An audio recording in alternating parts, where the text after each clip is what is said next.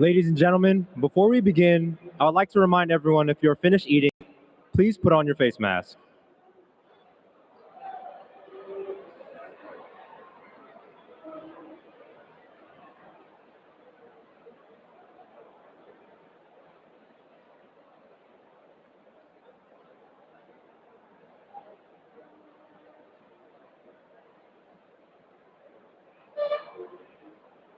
It is my privilege to introduce the Commandant of the Corps of Cadets, Brigadier General Curtis Buzzard, class of 1992.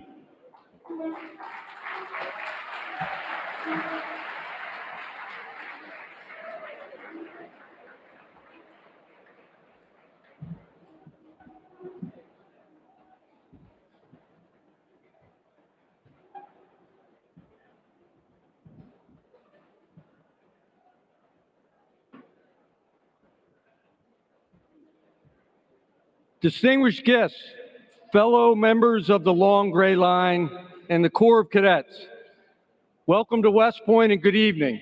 And thanks to everyone joining us either live or virtually for the presentation of the 2020 Alexander R. Nininger Award for Valor at Arms. Tonight, we honor an outstanding leader from the Long Gray Line, one who has displayed extraordinary valor and courage in the crucible of ground combat and exemplifies that fighting spirit of this award's namesake. This year's recipient is Major John Meyer from the class of 2005, Keeping Freedom Alive. Let's give another warm welcome back to West Point to Major Meyer. Come on, let's get up, let's get up.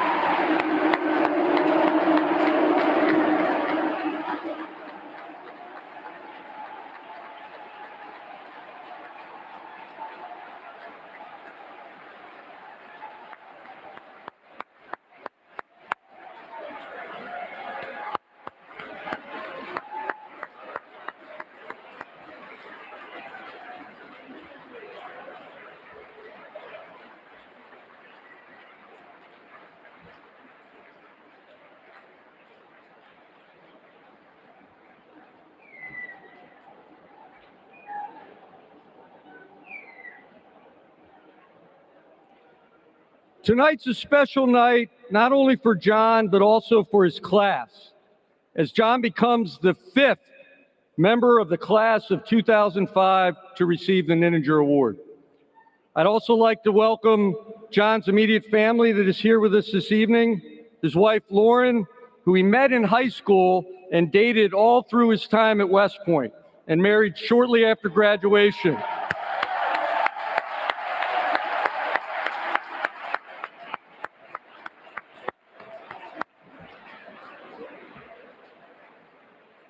And welcome their 3 children, Thomas, William, and Charlotte also.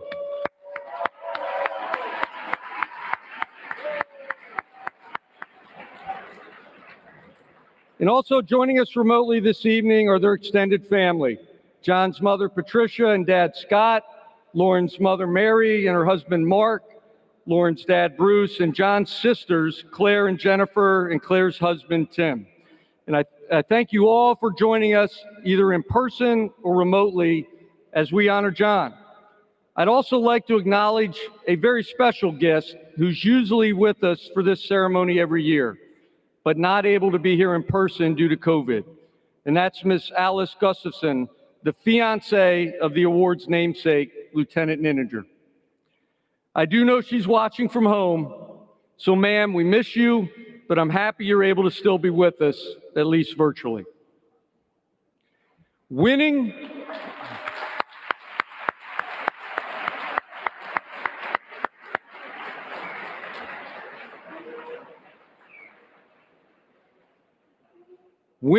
matters. Of course it does.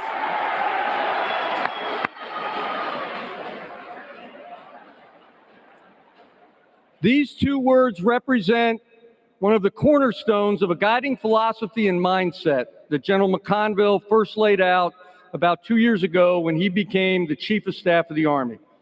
And he stated, quote, Our Army serves to defend the nation. When we send the Army somewhere, we don't go to participate, we don't go to try hard, we go to win.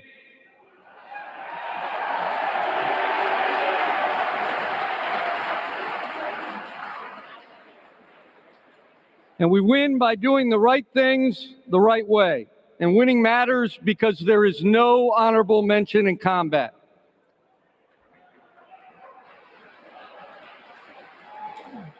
This mindset is important because for every man and woman throughout our history who dons the cloth of our nation and joins the profession of arms, whether during peacetime or war, there is the understanding that at some point he or she may be called upon to go into harm's way.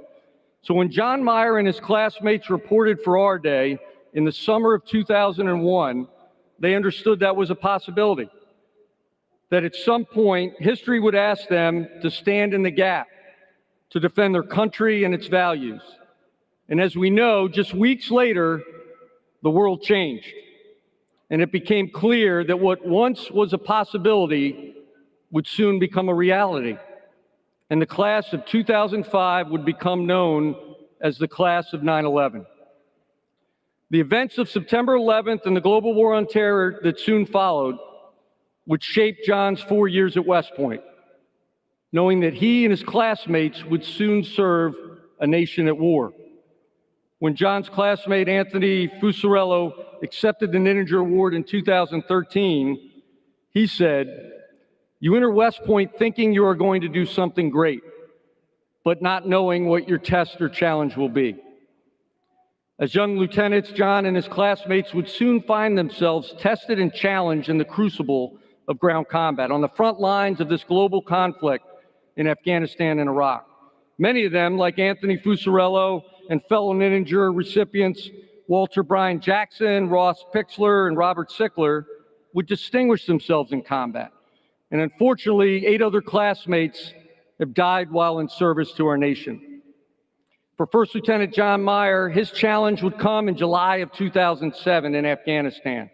He was serving as a platoon leader in Bravo Troop, 1st Squadron, 91st Cavalry Regiment, which is a cavalry squadron in the 173rd Airborne Combat Brigade. Known as Task Force Sabre, the squadron was deployed in the treacherous Kunar River Valley. And on July 27th, John led his patrol through the village of Sarat Kola when they took fire from an enemy force of more than 100 fighters. John directed his platoon to fighting positions and returned fire with all available assets, forcing the enemy to break contact and giving John a window to safely evaluate initial casualties. When the enemy re-engaged, mortally wounding his troop commander, John took command of the situation on the ground and directed a fierce return of fire on the enemy while also coordinating close air support and indirect fires. And despite the intense fire from the numerically superior enemy force, John remained in control of the situation. Without regard for his own personal safety, he took decisive action and superbly led through adversity and uncertainty, ultimately taking the fight to the enemy and defeating a numerically superior force, and later leading the company to more defensible terrain where they could safely evacuate their casualties. For John's extraordinary leadership and heroism, he was awarded the Silver Star to recognize his personal courage under fire, professionalism, and selfless commitment to mission success and care for his soldiers. "I will not quit. I will not accept defeat." Words from the Army's warrior ethos. Words that, along with the Army values of loyalty, duty, respect, selfless service, honor, integrity, and personal courage, combined with a relentless pursuit of excellence and a winning matters mindset, enable us to rise to the challenge whenever and wherever it comes, to not only endure the crucible of ground combat, but to persevere, to lead, and to win. And it is a privilege tonight to honor one of our own from the Long Gray Line, an exemplar of the warrior ethos and West Point's ideals of duty, honor, and country. Major John Meyer, a warrior and a leader of character. John, you are certainly an inspiration to us all. We are proud or grateful for your service to our nation, our Army, and our soldiers. So on behalf of the entire West Point team and the Corps of Cadets, congratulations and welcome back to West Point. And now it is my pleasure to introduce the President and Chief Executive Officer of the West Point Associate Graduates, Mr. Todd Brown, class of 1985. Thank you.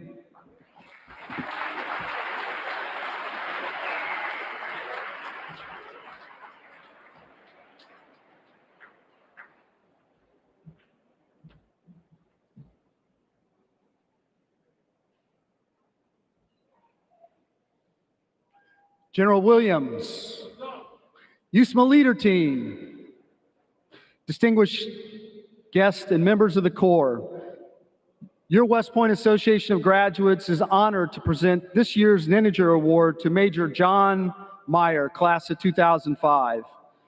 This award was endowed by the late Doug Kenna, class of 1945, and his wife, Jean. I would like to recognize them as the benefactors of this prestigious award. The Nininger Award joins the Thayer and the Distinguished Graduate Awards as the third major award presented by the Association of Graduates. The Thayer and Distinguished Graduate Awards focus on a lifetime of service to the nation. The Nininger Award, named in honor of Alexander Nininger, class of 1941, Medal of Honor recipient who's described in your program, reflects exemplary heroism, courage, and character while serving in the profession of arms.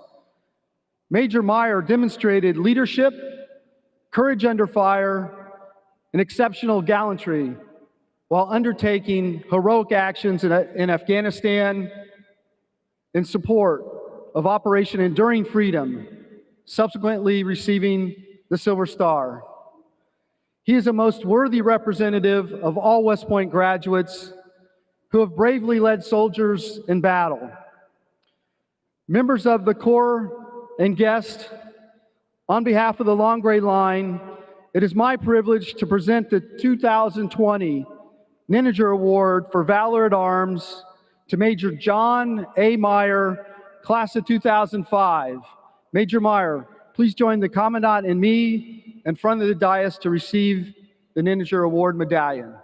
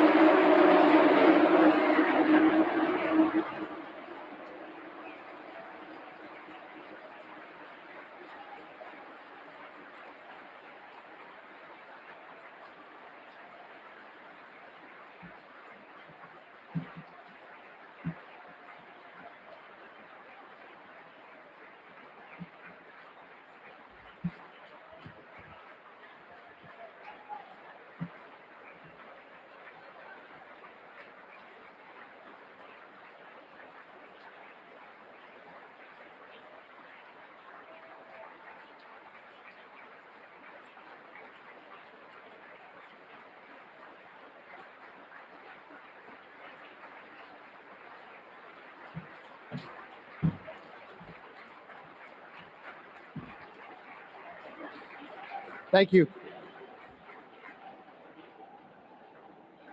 Good evening, Lieutenant General Williams, Mr. Brown, members of the USMA leadership team, friends and family, and most importantly, the Corps cadets. Thank you for being here tonight.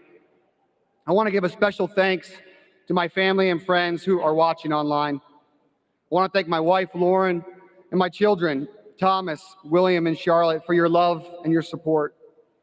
Lauren, thank you for 15 years of selfless commitment to not only our family, but the many Army families we've had the honor to serve with. I want to express my gratitude for receiving this prestigious award. The opportunity to address you is an incredible honor, and I am humbled by this entire experience. Standing here today, I look out and I remember being in your shoes 16 years ago. I was a prepster, Army soccer player, and I served in,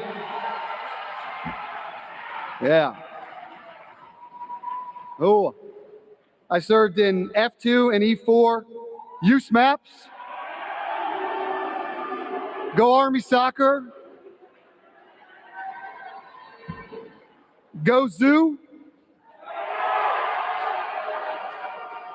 War Elephants, I'll tell you, War Elephants is a lot better than Elvis Lives when I was in E4. So I was not always the greatest cadet. I did not always enjoy shining my shoes, making my bed, and getting haircuts. I once got caught with a mystery piece of dusty pizza crust in the rifle rack during a SAMI inspection plebe year. I had two options: eat the dusty month-old pizza crust or get written up. I ate the crust.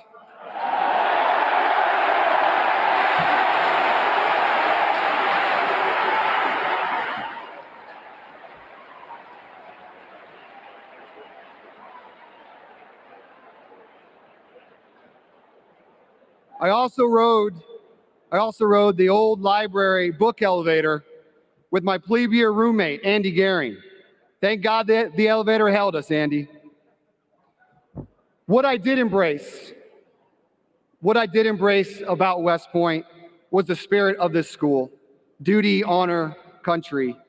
The character building, the lifelong friendships, and most of all, the Army training. Since I was young, I wanted to serve in the military, but my journey has not always been easy. What drives me, and I would argue most leaders, is a commitment to the greater good of the organization, passion for the profession, and an attitude focused on humility. While tonight I aim to honor all graduates, the soldiers and leaders with whom I've had the honor to serve with, the purpose of tonight's speech is to have a frank and honest discussion with you, the Corps Cadets. And I hope that my words, my thoughts, can serve you as you embark on your future careers. I had the honor of serving and being surrounded by heroes throughout my time in the Army. I started off as a platoon leader in 191 Cav, the 173rd Airborne Brigade. In April of 2007, we deployed to northeastern Afghanistan along the Kunar River Valley. My troop was assigned to Camp Keating, the furthest American outpost in northeastern Afghanistan. In July, 191 Cav planned a large-scale operation to secure the ground route from Frobnere, location of our squadron headquarters, all the way north to Camp Keating. The concept of the operation was for all the troops and companies to establish short-term observation posts, or OPs, and defensive positions along the route. We expected enemy contact, and in fact, prior to our arrival, an Afghan Army convoy was ambushed, sustaining significant casualties in that same area. I was the platoon leader for 2nd Platoon Bulldog Troop. The troop was given the mission of securing an observation post along the Kunar River to the east of Camp Keating. 24 hours prior to our departure, a portion of 1st Platoon, led by Dave Roller, my classmate, set up an overwatch position to observe the village and the route leading to our objective. My platoon and the troop headquarters served as the main effort for the mission and departed our combat outpost on the early morning hours of 27 July. My platoon's mission was to conduct the key leader engagement and then establish the troop's OP. Upon departing the village, my lead squad, along with attached snipers, conducted reconnaissance up the mountain to locate a suitable position for the troop. During this time, the attached Afghan Army soldiers crossed the river and, unbeknownst to either side, ran into enemy fighters less than 100 meters away. Immediately, both sides began to engage one another with small arms fire and RPGs. At this point in the morning, the valley began to wake up, with an enemy force of over 150 fighters pre-positioned in caves and ambush locations on both sides of the river. 1st Platoon's overwatch position was attacked first, high on the ridgeline. Then the enemy turned their attention on the main effort deep in the valley. A soldier from 1st Platoon was shot in the neck, and soon after, my mortarman was shot while providing effective fire on the enemy. The action on the ground quickly evolved into a serious situation. My platoon was now split. My lead squad was 100 meters up the mountain, reconning the OP location, while the remainder of the platoon along with the troop headquarters, were in hasty defensive positions at the base of the mountain. To this day, I believe the enemy was completely caught off guard by our maneuver into the valley. It took them time to move into their pre-dug ambush positions located on the mountainside. At this point in the fight, it was mid-morning on 27 July. We had a medevac aircraft en route for the 1st Platoon soldier, and my platoon had already sustained several casualties due to gunshot wounds. I would like to share the remainder of this battle by highlighting actions from the heroes of 27 July. My goal is to highlight leadership and warrior traits, both exhibited that day and ones that can be emulated by you as you prepare to take over your 1st platoon or position in the Army. Selfless leadership. Major Tom Bostic was our troop commander, a former enlisted Ranger and experienced warrior. Tom completed multiple combat deployments to include jumping into Afghanistan with 75th Ranger Regiment just weeks after the Twin Towers fell. Bulldog Troop was his 2nd command, and the men and I would have followed him to hell and back. Major Bostic led not by verbose yelling. Major Bostic led by his personal example. As the fight continued to intensify on 27 July, it was Major Bostic who kept the team calm. He was never flustered and even kept things light on the radio. Major Bostic directed attack aviation, artillery, and continued to lead by personal example until an enemy RPG round struck his position, killing him and injuring all the members of the troop headquarters. It can be said, a leader is best judged not by his unit's actions under his command, but by the actions of his soldiers when he or she are not present. The soldiers of Bulldog Troop, driven by Major Bostic's selfless leadership, continue to fight and persevere. For his actions, Major Bostic received the Distinguished Service Cross. Another example of selfless leadership is Sergeant Robert Fortner. Rob, our platoon medic, was shot around the time that Major Bostic was killed. Sergeant Fortner continued treating casualties and, in fact, refused medical evacuation in order to stay in the fight and continue providing treatment. Sergeant Fortner's actions demonstrated his commitment to the soldiers, the mission, and his position as the platoon medic. Sergeant Fortner set the example for all of us and received the Silver Star for his actions. Humility. Sergeants Henley and Wilson, team leaders in my platoon, demonstrated humility and courage to take charge, knowing they didn't have the experience to lead in their new positions. Both of these warriors were thrust into squad leader positions on 27 July, not by choice or promotion, but out of necessity. Staff Sergeant Ryan Fritchie, my newly arrived squad leader, was leading the squad conducting the recon up the mountain.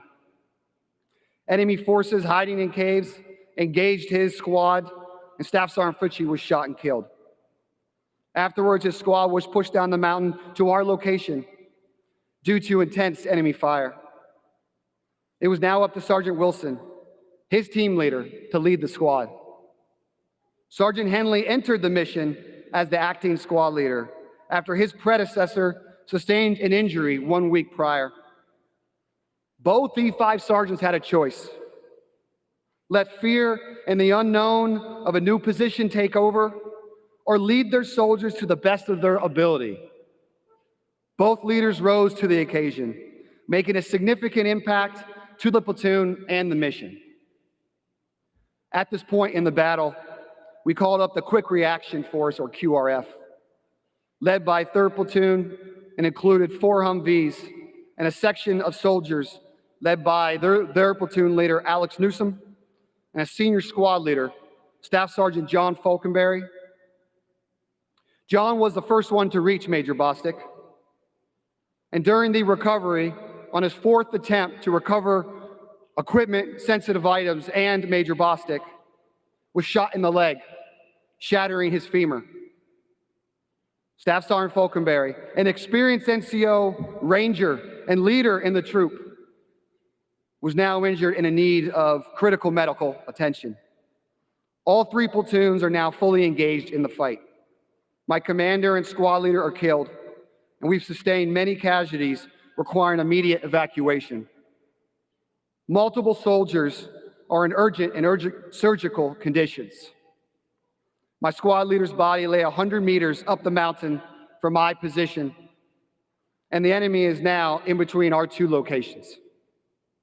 3 H-64 Apaches check on station, and they are providing some much-needed support. Soon after their arrival, the enemy unveiled a Dishka, a heavy weapon machine gun, on the mountainside above me. The Dishka fire struck the Apaches, forcing them to return to base. The only remaining external assets providing effective fire were Air Force fixed wing. After discussions with the other lieutenants and my platoon sergeant, Sergeant First Class Johnny Ray Hawley, we made the decision to fight back to a more defensible position in order to conduct aerial medevac and reorganize our forces. The decision to leave Staff Sergeant Fritchie was incredibly difficult, fully acknowledging that leaving a fallen comrade is against the Ranger creed and the conduct of the American soldier. We were losing too many soldiers and needed a position of advantage to regain the upper hand on the enemy and to evacuate our wounded. Passion. The American soldier is incredible. Be willing to humbly lead from the front with honesty, courage, and passion, and they'll follow you anywhere. I explained our plan on the radio to move to the trucks, use them for cover, and fight our way out of the ambush area. Once I gave the order, my soldiers in the platoon, Stevenson, Gates, Barba, Dunn, Trappeline, Eldridge, and many others, did not question or argue. They moved out with violent intent and courage. The Humvees were completely full of wounded soldiers. Every able body ran beside the trucks, engaging the enemy on both sides of the river. During the exfiltration, the formation was pinned down due to intense enemy fire. Multiple soldiers were shot and received wounds from RPG rounds exploding around us. One soldier, Private First Class Barba, was shot in the face. While pinned down, he turned to me and said, "Sir, I'm shot." All I could do in the moment was to tell Barba to continue moving forward. We were in the kill zone and had to maintain momentum. So, Private First Class Barba, shot in the jaw, continued to engage the enemy and lead by example. These soldiers owed me nothing, but gave their everything for the unit, the mission, and most importantly, for each other. We made it through the ambush zone and established a new defensive position at the base of 1st Platoon's Overwatch location. We were able to evacuate all wounded soldiers, Major Bostic, and conduct much-needed resupply for all positions. On 27 July 2007, Bulldog Troop lost 2 great Americans and sustained almost a platoon's worth of casualties. But in contrast, the estimated enemy casualties were staggeringly high. When the Brigade Quick Reaction Force flew in 24 hours later to recover Staff Sergeant Fritchie, not a single shot was fired, and not a single enemy soldier was spotted. The soldiers of Bulldog Troop displayed incredible courage under fire and violence of action, engaging a numerically superior force, which outnumbered them 3-1. This award is dedicated to my platoon, Bulldog Troop, and the families of Major Thomas Bostic, Staff Sergeant Ryan Fritchie. Please join me in a round of applause to honor these soldiers, the fallen, and the families of Bulldog Troop.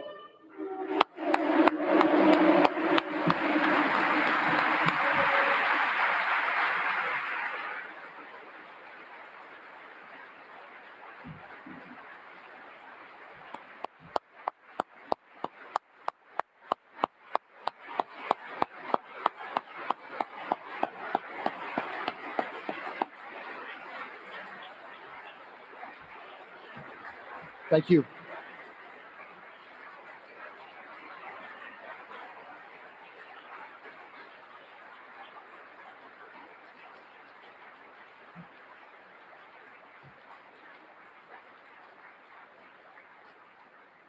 Thank you.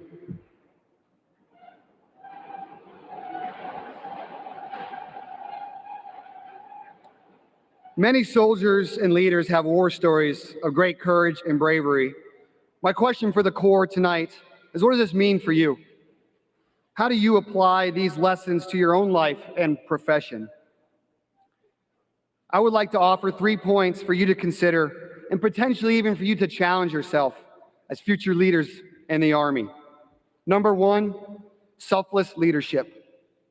Our profession is all about the team over one's own accomplishments.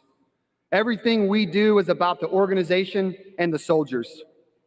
Selfless leadership is demonstrated through tough training and personal sacrifice. West Point and the Army will continue to evaluate you and your peers. Don't allow this to change your perspective on teamwork and your commitment to your fellow officers. Work hard for the immense honor of leading soldiers. Look around the room. Your peers will be with you long after graduation. They'll be at your wedding, promotions, and support you during combat operations. On 27 July, 3 out of the 4 lieutenants were West Pointers. David Roller, 05, Kenny Johnson, 06, and myself. The 4th, Alex Newsom, was smarter than all of us and attended UC Santa Barbara.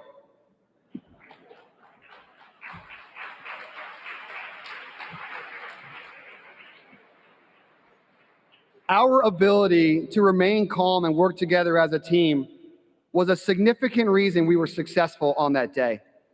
During my next deployment as a company commander in southeastern Afghanistan, it was my classmate, Michael Lennington, who sent his aircraft to my area of operations every day because he knew we were constantly in firefights. Selfless service to your organization, soldiers and peers, is part of what distinguishes us from all other professions. Number 2 is humility. Your attitude will set the tone for your platoon. You'll make mistakes, and your soldiers will make mistakes. Fail forward. Don't be afraid of failing, and most importantly, learn from those mistakes. Your grit, your fortitude to fight through tough days will translate to building resilient, combat-ready teams. President Theodore Roosevelt made his thoughts clear on attitude when he addressed the French leadership regarding willingness to humbly and boldly serve, when he said, "It is not the critic who counts, not the man or woman who points out how the strong man stumbles.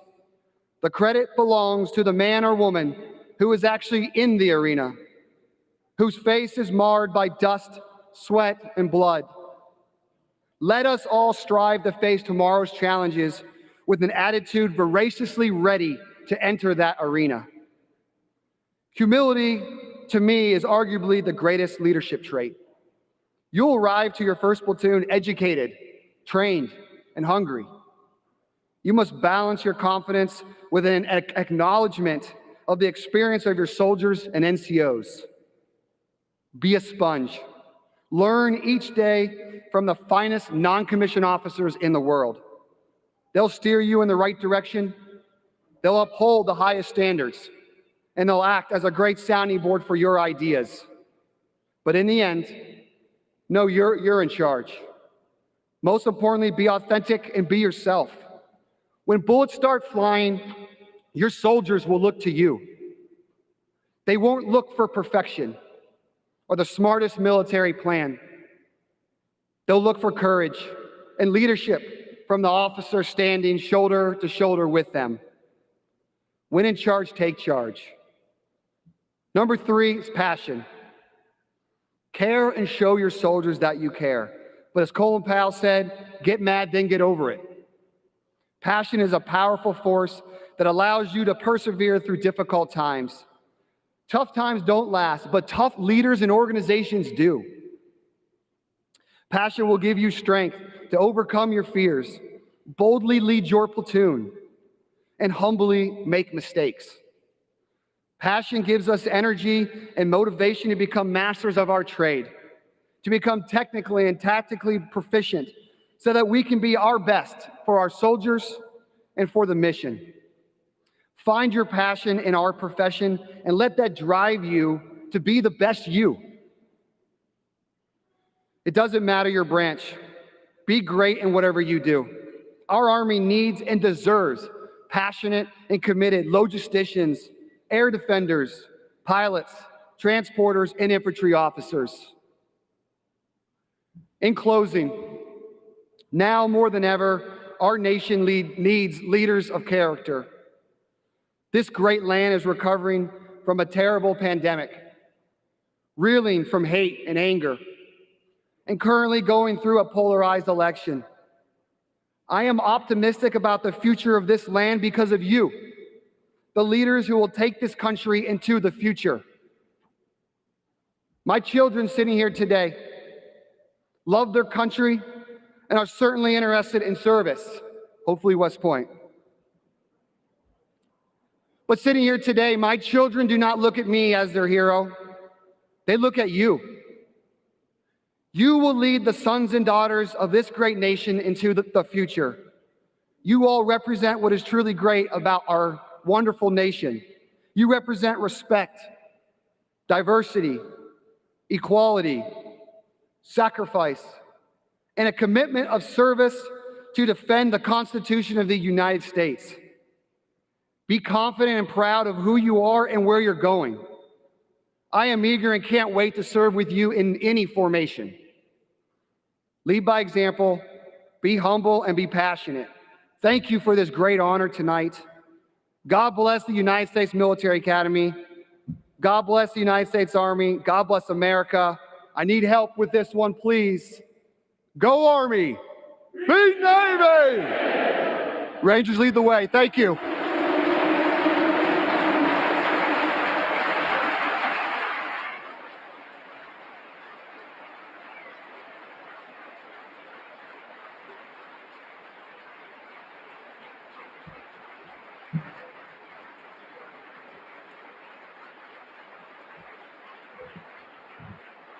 Major Meyer, on behalf of the Corps of Cadets, thank you for making time to travel to West Point to receive the Nininger Award. Your courage and perseverance in battle is an inspiring example for all of us. As a token of our appreciation, we would like to present you with this cadet bust on behalf of the Corps of Cadets.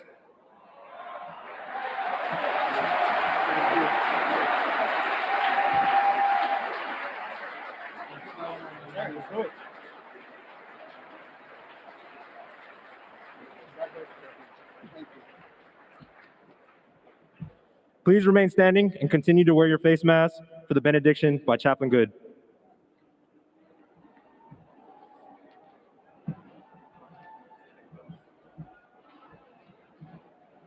All right. Receive now this good word. Almighty God, we are thankful for the example we have seen tonight. Selfless service that sees duty as a joy, not a chore.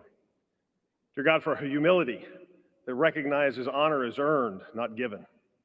And dear God, for a passion to live and if need be die for this great country. Dear God, give us your blessing as we go, and may we ever be led and served and defended by warriors such as these. We pray in your name. Amen.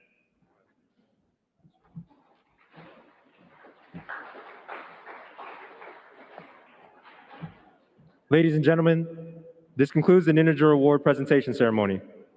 Beat Navy, Corps dismissed.